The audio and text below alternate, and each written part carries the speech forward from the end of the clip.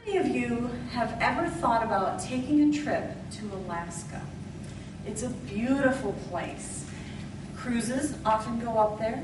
People go up to see the Iditarod sled dog race. A lot of people are surprised when they find out that I lived there for 8 years. As a single mom, my children were 2 and 4 when I first got there as a single mom, and it was quite an experience for us.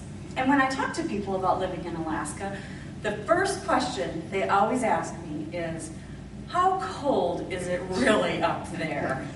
The second one is usually, is it dark all the time?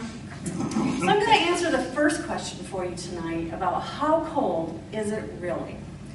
First of all, the average temperature in Alaska, or in Fairbanks where I live, during the winter is minus 25 degrees. And that time is usually calculated as November to February. Technically, most people in Fairbanks consider winter to be mid-October through mid-May.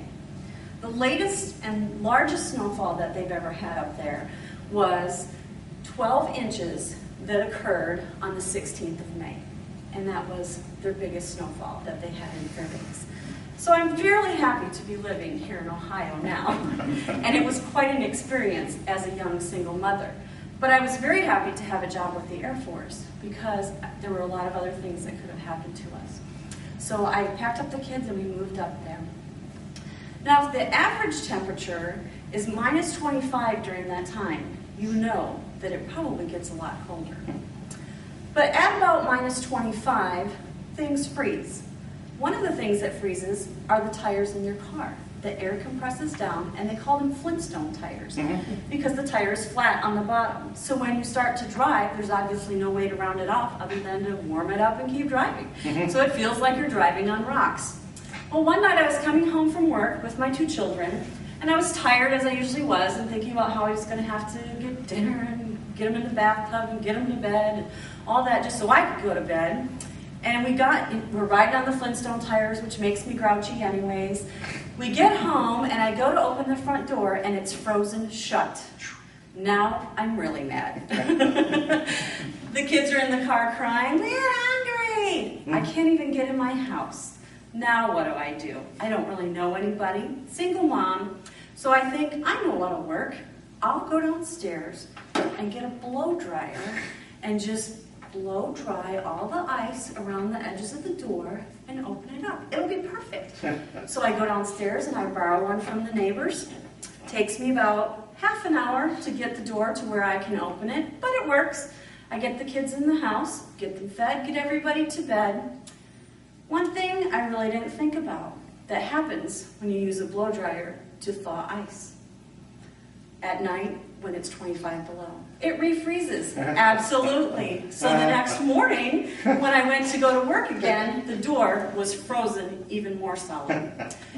And I was so annoyed from the night before, I hadn't gotten over it, that I took off the hinges, kicked it until it fell, got in the car and drove to work. Called the landlord, said, you're probably going to want to take a look at that front door. That's about 25 below. Then it gets colder than that, which brings me to my second thought. You might have heard a rumor that when it gets really cold, you can throw hot coffee in the air and it will freeze. And I'll tell you that that is actually true. It's a scientific phenomenon. What happens is it doesn't freeze into a solid ball of ice, it freezes into little crystals. And sometimes if it's really cold, you can hear it. And it was about 45 degrees below zero one day, and I got a phone call from my son's school. And they said, you're going to need to come and pick Ray up.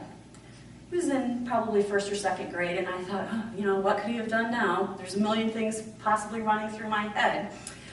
So in my conversation with the principal, I found out that he was chasing the girls and sneezing. And what was happening as he achoo and sneezed on them, his snout would freeze in the air and fall on them. And he wasn't doing it alone, but he was very creative. So I will tell you that at approximately 45 degrees below zero, there are lots of things that will freeze in the air.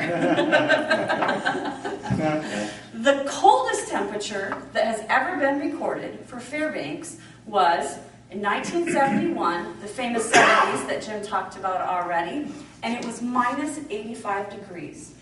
I'm glad I missed that. One of the things that happens when it gets that cold, though, is that you get the beautiful northern lights. And if you've ever had the opportunity to see them, I have to say, nothing compares to seeing them when it's really cold. I have a picture here that was given to me as a representation of the northern lights.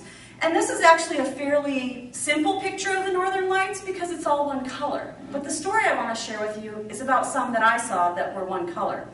The colder it gets, the more colors there are, typically.